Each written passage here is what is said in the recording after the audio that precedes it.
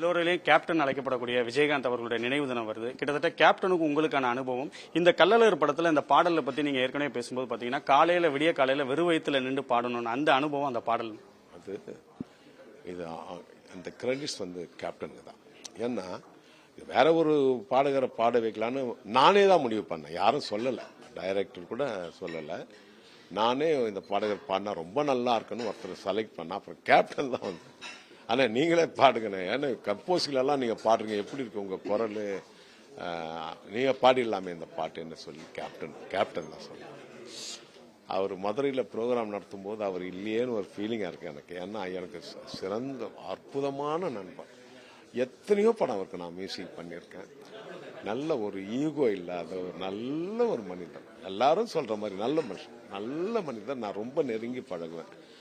அவர் கூட 10 படம் பண்ணியிருக்கேன், நிறைய படங்கள் பண்ணியிருக்கேன். அந்த கம்போசிங் எல்லாம் வந்துடுவார், எல்லாம் பேசுவார். திடீர்னு ஏதோ அவருடைய ஊரில் அந்த மண்ணின் மைந்தனாச்சு அவர் ஊரில் கச்சேரி பண்ணுறது எனக்கு இதுவாக இருக்குது. அதுவும் ஸ்டேஜில் அந்த பாட்டை பாட போகிறேன். ஆமாம், விஜயகாந்த் சார் தான் எனக்கு இந்த பாட்டு வாய்ப்பு கொடுத்தாருன்னு சொல்லி நான் பாட போகிறேன். அது எனக்கு மிகுந்த சந்தோஷம். இங்கே மண்ணில் பாடுறது எனக்கு சந்தோஷம்.